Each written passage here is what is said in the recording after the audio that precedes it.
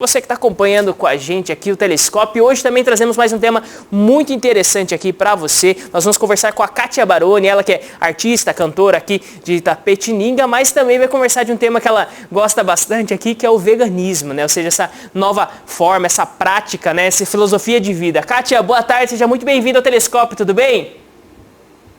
Oi, boa tarde, Guto, e a todos os que estão assistindo a TVI. Muito prazer estar aqui de novo. Eu gosto muito.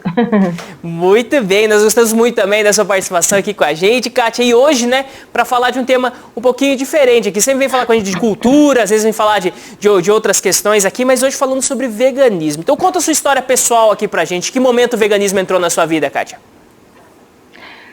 Então, já faz muito tempo, né? Na verdade, assim, eu sempre gostei de estudar filosofia e os grandes pensadores da humanidade. E isso eu tinha 14 anos, né? Eu era bem jovem. E aí eu comecei a perceber que muitos desses pensadores e pensadoras, né? Assim como Annie Besant, Helena Blavatsky, Huberto Holden, Leonardo da Vinci, Pitágoras, Einstein, Platão, todos esses eram vegetarianos. E aí eu falei, poxa, que legal, né? Eu me inspirava, né? Me inspiro ainda, né? Nessas grandes personalidades. E eu falei, isso é legal. E aí eu comecei a ser vegetariana. Só que com 14 anos você é uma criança e você não sabia nem o que comer. Aí depois eu dei uma parada e depois voltei novamente, né? Peguei mais informações e em 2016 eu participei de um congresso mundial de veganismo e daí eu me tornei vegana, né? E até hoje, assim, né? Então, quer dizer, né? Hoje em dia eu questiono esse termo veganismo, mas vem assim até hoje, né? Eu não consumo carne, nada, derivados, tal, né? Então foi isso. Muito bem, e assim, só trazendo aqui para o pessoal que está acompanhando com a gente, né? Eu queria que você explicasse um pouco, você começa falando para a gente aqui de vegetarianismo, depois de veganismo. Qual que seria, vamos dizer assim, existe uma diferença? É só um termo diferente? Como que o pessoal entende isso? Conta para a gente aqui.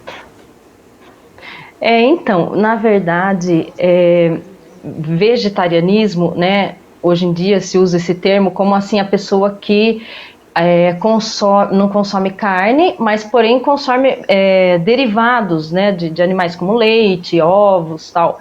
E o vegano, ele não consome nada disso.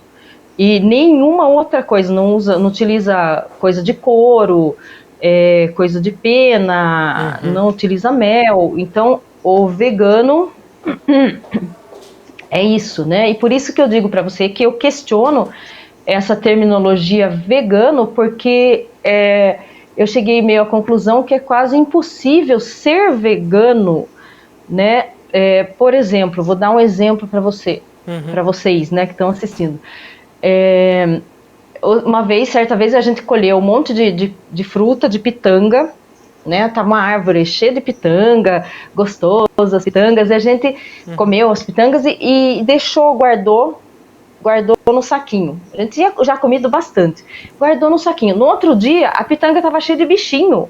Quer dizer, os bichinhos já estavam dentro dela. Então, assim, eu vou falar que eu sou vegana e se eu comi aquele bichinho que está dentro da pitanga, né? Então, nas frutas, ela já tem os bichinhos dentro dela. Então, eu acho assim meio... E é um termo questionável. Eu questiono, né? Sei lá, outras pessoas também, talvez. Por exemplo, se a pessoa não tem uma alimentação 100% orgânica, se ela consome produtos do agronegócio, ela já não está sendo vegana, né? Pois o agronegócio, ele é o responsável, hoje em dia, né, por 80% da devastação da floresta amazônica. Né? Então, quando você devasta a floresta, os animais morrem, toda a biologia contida naquele lugar, ela morre. Então, você vai falar que você é vegano se você está contribuindo para essa devastação total da Amazônia? Né? Então, eu questiono muito hoje em dia esse termo, né? Eu sei lá, e seria até interessante questionar aqui com outras pessoas sobre isso, né? Então, eu acho questionável, né? hoje em dia, você falar disso, só se a pessoa não consome absolutamente nada da produção convencional, né? Se ela, aí talvez ela possa dizer que ela é vegana, não consome absolutamente nada, que eu acho hoje impossível. Ou da indústria, né? Porque a indústria, ela polui, né? Os cosméticos, por exemplo. Né, os cosméticos convencionais, eles poluem as águas, e as águas matam os peixes, não é isso? Então, eu acho que é bem questionável, é um assunto bem interessante para ser questionado, inclusive. Né? É algo muito amplo, né, Kátia? E quando você traz aqui pra gente, né, até a questão, vamos dizer assim, dos substratos, né, daquilo que é derivado dos animais, né, um dos grandes conceitos, acho que se utiliza no veganismo, até me corrija se eu estiver errado, seria a questão do sofrimento animal, ou seja, nós não teríamos o direito de impingir a eles a um certo sofrimento, tudo. E no questão dos extratos, dos derivados, tudo isso também tem a ver com o sofrimento animal, vamos dizer assim, de certa forma, dentro do veganismo se enxerga também, vamos dizer assim, que a utilização dos derivados, eles também seriam uma forma de sofrimento infligida aos animais? Sim, os derivados da indústria, né? Da indústria, com certeza. Por exemplo, a indústria dos ovos, né? É terrível aquilo lá. As galinhas vivem confinadas em pequenos... em cubículos, e é cortado o bico da galinha para ela, porque ela fica num lugar tão pequeno que ela acaba ficando louca e ela não dorme, porque tem luz 24 horas por dia, né? Então ela acaba, se ela tiver com o bico, ela acaba bicando a outra e matando umas às outras, porque pelo sofrimento que ela tem ali, né? Um sofrimento horrível, né? Atroz, assim, desumano, né? Quem já visitou, teve a oportunidade de já visitar uma granja, é difícil a pessoa querer consumir novamente esse ovo que se vende, esse ovo, né, da indústria. Então, mais uma vez, a indústria, né? A indústria é responsável, né? Por exemplo, o Brasil, hoje em dia, é responsável pela produção de quase 15% de carne do planeta. O que implica isso? Isso implica o que a gente está vivendo, né? Esse desmatamento, esse incêndio na Amazônia e Cerrado, eles todos são causados pela pecuária, pela produção de carne, né? Não só bovina, como de aves também, né? Então, assim, a gente está vivendo um momento crucial para a humanidade, que há risco, inclusive, da humanidade parar de existir, né? Toda essa pandemia, essas epidemias, inundações, catástrofes, são causadas pela pecuária e agronegócio. E assim, a pecuária por quê? Porque a pecuária ela é responsável, hoje em dia, por 80% da produção de grãos. Por exemplo, 80% da produção de soja e milho vai para o gado, não é para os seres humanos. Então vai tudo para o gado, para os animais. E assim, a fome no mundo, há muita fome. Esses grãos, se fossem destinados ao ser humano, não existiria fome no mundo. E eles são destinados ao gado. E hoje em dia já existe mais animais, né, mais gado no mundo do que seres humanos. E não há tanto planeta para tantos animais, né? Então, assim, é uma questão de... Hoje em dia, veganismo, vegetarianismo é uma questão de sobrevivência no planeta, sobrevivência da nossa espécie. Enquanto a gente não tiver essa consciência disso, a gente está fadado à ruína, né? Tem um artigo aqui que eu li do professor Luiz Marques, da Unicamp, né, que ele fala assim, né, ele questiona lá, é possível reverter a ruína causada pelas consequências dessa destruição da pecuária e agronegócio, né? Aumento de temperaturas, epidemias, inundações, catástrofes, insegurança alimentar e hídrica. Quer dizer, a nossa segurança, a segurança da nossa alimentação e da nossa água está correndo muito perigo. Então ele responde, não podemos evitar se não mudarmos o consumo de carne. Então, você veja, o vegetarianismo e veganismo é muito além de sofrimento animal, mas é a nossa sobrevivência no planeta.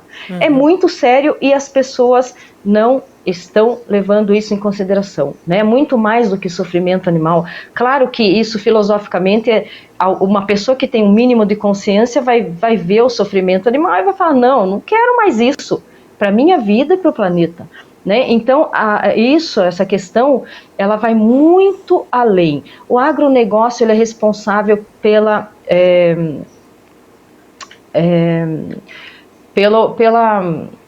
devastação também dos aquíferos, porque todo aquele agrotóxico, ele vai tudo para a água. E hoje em dia, nós, por mais limpa que seja a nossa água, nós estamos ingerindo muito agrotóxico através da água. E tudo isso para quê? Para alimentar animais, né? Então é uma coisa que a gente tem que levar em consideração urgentemente, né? O nosso de vida. Muito bem. Né? E, Kátia, nós temos... Não vai acontecer isso, epidemias, sim. Oi, pode falar. Pode complementar depois, mas só colocando aqui uma pergunta. Nós temos uma participação aqui com a gente através do facebook.com/TV Itapê. O Fábio Madeira mandou um boa tarde. Depois o Felipe Elias, aqui, grande amigo aqui da TV, ele mandou aqui, dieta baseada em plantas, seria um termo melhor para ser empregado? Você vê dessa forma?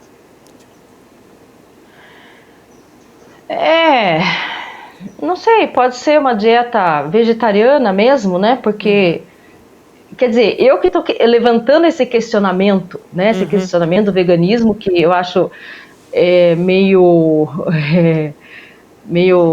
quase difícil hoje em dia, né? Por todas essas questões que a gente falou aqui, né? Sobre essa questão aí do agronegócio, né? A pessoa que está ingerindo um feijão que não seja orgânico, né, ele está contribuindo para a matança de animais. Isso é fato, né? Então, sei lá, pode ser até uma dieta baseada em plantas, sim, né? Muito bem. E, Kátia, só trazendo agora aqui algumas, vamos dizer assim, das perguntas acho que mais recorrentes, né? Até para pessoas que muitas vezes não tiveram contato com esse mundo, com essa filosofia, só ouviram meio que por cima, assim. Acho que uma primeira pergunta aqui, que nasce, vamos dizer assim, é de certa forma uma necessidade biológica que nós temos da proteína. E as pessoas associam muito a proteína com fontes animais, né? Seja ovo, carne vermelha, peixes, frango, dessa forma, né? Como que isso é suprido? Existe, vamos dizer assim, essa necessidade mesmo no ser humano dessa proteína? Como que você vê essa questão? Nossa, essa questão da proteína já é bem antiga e já está mais do que resolvida. Né? Tem vários artigos comentando sobre isso.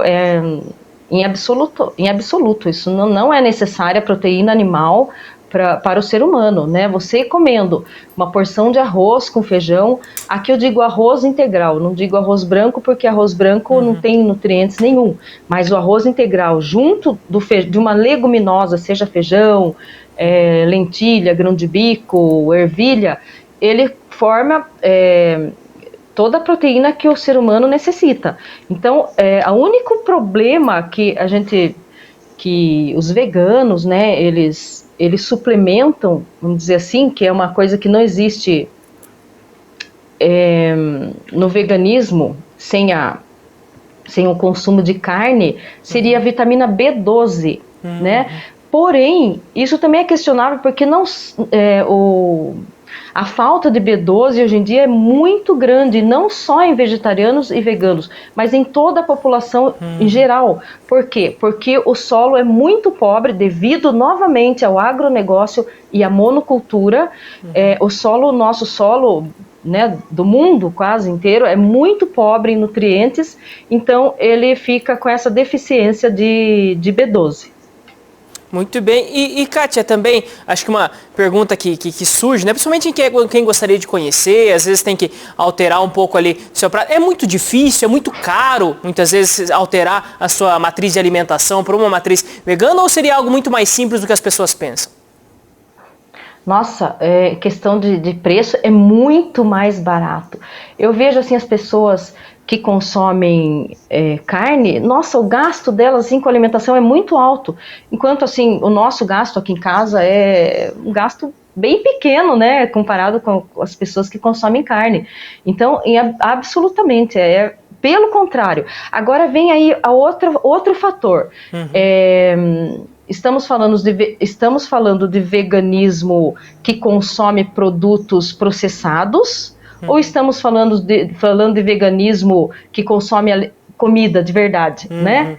Porque, por exemplo, se você vai comprar um hambúrguer de carne animal e o hambúrguer de vegetal, é claro que o hambúrguer de vegetal vai ser mais caro, mas hambúrguer não é necessário para uma alimentação vegana, né? Absolutamente. A gente não consome quase nada processado, né? Aqui em casa a gente não consome. É raro a gente comprar coisa processada aqui em casa. O que a gente come? A gente come comida. E quando eu parei de comer carne, eu vi o mundo, o universo que existia, né, pra gente se alimentar. Eu não conhecia um monte de coisa, eu não conhecia cará, eu não conhecia inhame, eu não conhecia mangarito, eu não conhecia abóbora Hokkaido, eu não conhecia quase nada, eu não conhecia as algas, né? Falando, nossa, então é um mundo novo que se abre, porque quando eu comia carne, a minha alimentação era muito, muito limitada, muito pobre, né, assim, não era variada, no sentido de variação, né? Tinha lá o arroz, feijão, ou, sei lá, lentilha, e frango, ou carne, ou peixe, e uma saladinha, né? Que geralmente é tomate e alface. Então, nossa, quando eu parei, eu falei, nossa, que mundo incrível, né? E um mundo muito mais simples, muito mais acessível, né? Eu ando assim pelos matos, aqui pelos cantos das ruas, e já vejo, nossa, tá cheio de caruru, olha quanta beldroega, olha que farta alimentação, isso tudo é super proteico, né? Tem entes, então é muito rica a alimentação vegana, né? Muito legal, Kátia. E a seu ver, assim, hoje em dia, olhando para tudo isso, olhando para a vida das pessoas, tudo, né? O veganismo, o vegetarianismo mesmo, uma alimentação baseada em plantas, né? Como colocou o Felipe aqui, onde assim, elas seriam algo que traria um benefício muito grande, fora aquilo que você já trouxe aqui pra gente, né? Do estrago que acontece no mundo, mas se cada pessoa começasse a tomar consciência, tudo, você vê num longo prazo, assim, um benefício muito grande para a humanidade? Nossa, como eu disse para você, eu acho, eu não, né? São os pesquisadores, não sou só eu. Como eu citei esse professor da Unicamp, Luiz Marques, ele falou que é vital, não é um benefício. Então a gente, sim, você já comeu a Amazônia hoje, né? Porque as pessoas estão comendo a Amazônia, está contribuindo. Ele fala aqui que 88% da produção de gado é os brasileiros mesmo que consomem. Então, assim, o ser humano tem que se conscientizar, né, de que está destruindo a si mesmo, porque a destruição da Amazônia é a nossa destruição. A destruição não é a Amazônia eu tô aqui em São Paulo, tô longe, para mim tudo bem, não tem problema nenhum. Mas não é assim. A gente tá vendo a epidemia, a pandemia se deu, e outras virão, outras epidemias, devido à destruição do cerrado, da Amazônia, das florestas, porque tudo isso é uma biológica, né? Um animal depende do outro, as plantas dependem, é tudo organizado perfeitamente. E você destruindo uma coisa, plantando a monocultura, que é a plantação de um só cultivo, você está destruindo com a cadeia biológica. E isso interfere nos germes, nas bactérias, em todos os vírus. E aí a gente está vendo o resultado que está dando, né? Então, assim,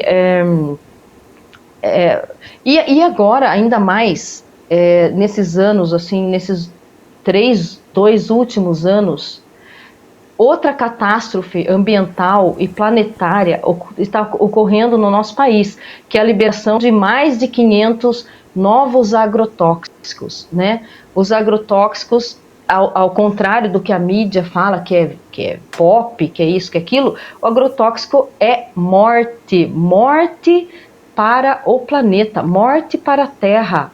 A Terra não vai conseguir mais se reconstituir daqui a um tempo. Muitos lugares já acontece isso, devido à monocultura, ao uso de agrotóxicos, né? Aí o que acontece? Ela vira deserto.